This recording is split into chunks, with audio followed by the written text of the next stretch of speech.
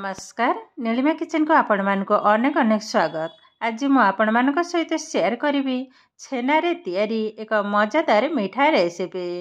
तेबे भिडियोटी को स्किप न करी संपूर्ण भिडियोटी देखंतो। आशा करुछि भिडियोटी आपण मानक बहुत पसंद आसीबो।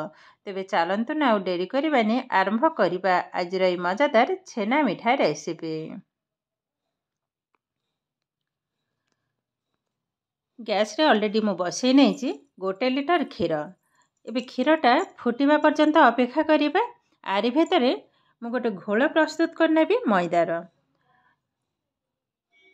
गोटे गिना नेली आधरे 2 चमच मैदा को दे देबा। एबे किछि पानी दे करी गोटे पतला घोल मु प्रस्तुत करनेबी। देखंतु भल भाबरे गोळै नेबी जेमति कि टिके भी लम्स न रहइबा। देखंतु गोला किंतु हमर रेडी हे गलानी। ठीक एई भली भाबर हबा। एबे या को साइड करनबा। आउ गोटे गिना रे 5 टेबल स्पून विनेगर एवं जेति कि विनेगर मु सेति कि पानी मिसे नेबे। देखंतु या को मते साइड करनबा। एबे क्षीर भी ऑलरेडी फुटिबा स्टार्ट कलानी। एबे जो मैदा मु घोल प्रस्तुत कर रखितले ताकू ढाली नबा सब भल भाबरे गोळै नेबे। गोला भी हमर रेडी हे गलानी। एबे अल्प अल्प विनेगर पकेबी आ गोळैबी। गैस को एबे बंद करनबा। आई जो मैदा मिश्रणटा मु पकेली तो एई भली भाबरे जदी छेना काटिबे तो छेनाटा एकदम सॉफ्ट बनिबो। आ ए मिठा पई छेनाटा ही एकदम सॉफ्ट छेना ही दरकार। एबे छेना को छाणी नबा 2-3 थरा धोई नेबी। तापर गोटे प्लेट को उठाई नेबी। देखंतु बाहर कर नेइचे। आ देखंतु छेनाटा केतेटा सॉफ्ट बनिचे। आ छेना रे अल्प अल्प पानी अछि। एकदम क्रीम टाइप रो ही छेना बनिचे। देखंतु एकदम नरम छेना। एबे हाको गोटे मिक्सिंग जार रे नै नबा। मोठी मापी कि नैची इठी गोटे गिना छेना हमर हेइचे। एबे सब जाक ढाली नबा। मु गोटे मिक्सिंग जार नैची। ए जारटा बड़ जारटा हे नैची। आधरे ग्राइंड करबा को सुविधा हबो। तो सब जाक छेना को ढाली नबा। सब जाक ढाली नेले एबे जो गिना रे मु छेना मापी कि नैथिले सेई गिना रे आधा गिना नैची। आधा गिना रो टिके कम अमूल पाउडर एबे ढाली नबा जार रे। एबे सेई गिनारे मु मापी कि देइछि आधा गिनारो टिके कम चीनी पाउडर। एठी चीनी भी देई परिबे तो मो पाखरे जेहेतु चीनी पाउडर थिला ताकू देइछि। एबे भलो भाबरे ग्राइंड करनबा एकदम स्मूथ टाइप रो। एबे देखंतु सुंदर भाबरे मु ग्राइंड कर नैछि। आ केमिति हेइछि मु टिके देखै दउछि चामच रे उठै के। देखंतु एई भली भाबरे ही हबा। एकदम क्रीम टाइप रो ही बनिछि। आ बहुत सुंदर बनिछि। एबे या को साइड करनबा। मेमती गोटे केक पैन नेली आधेरे ही मिठाटा तैयारी करिबी। अल्प टिके घियो को भल भाबरे ब्रश करनबा। आग चारिकड़ जाक भल भाबरे लगै नेबे। एबे आधेरे गोटे खाता कागज ताधेरे ही रखि नबा। मिठाटा किंतु सुंदर भाबरे बाहरी आसीबो।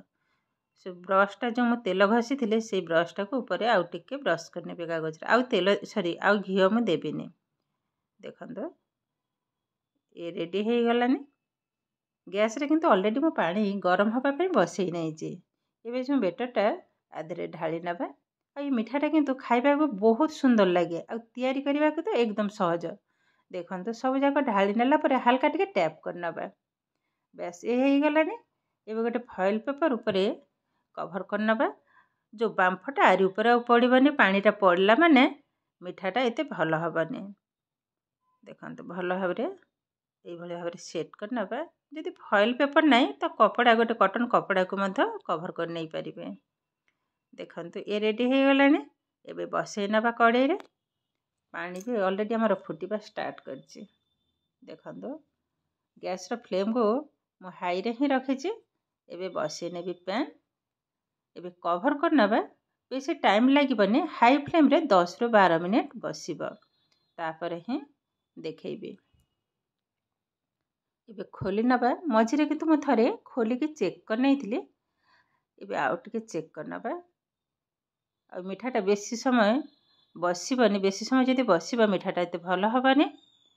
देखंतु खोली नेले हल्का टिके चेक करनबा। देखंतु ए छुरी रे हल्का टिके टिके लागिछि माने ए मिठा हमर एकदम रेडी हे गलानी। एबे हाकू ओल्हे आनिबा।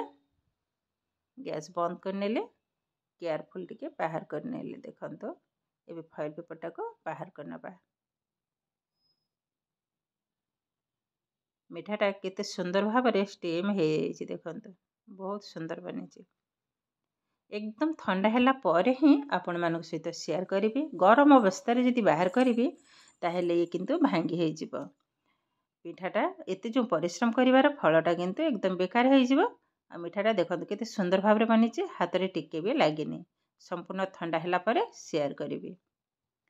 एबे पाखापाखि घंटे परे ही आपण मानक सहित शेयर करिबी। मिठाटा को आनी ले देखंतु सुंदर भाବରେ किंतु मिठाटा सेट हे जाइछि।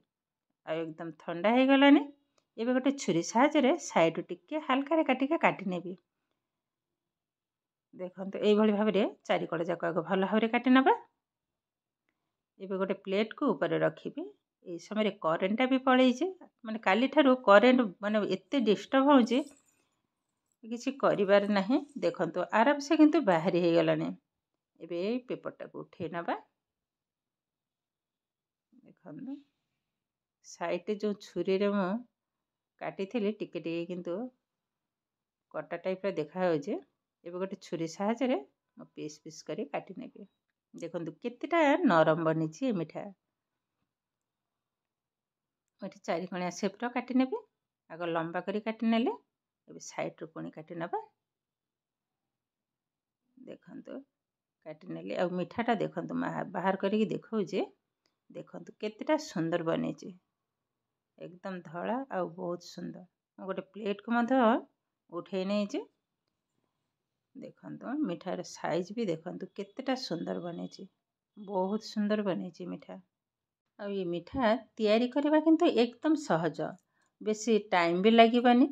आ तैयारी भी अल्प समय भितर ही हे जिवो। आ खाइबा को तो बहुत सुंदर टेस्ट।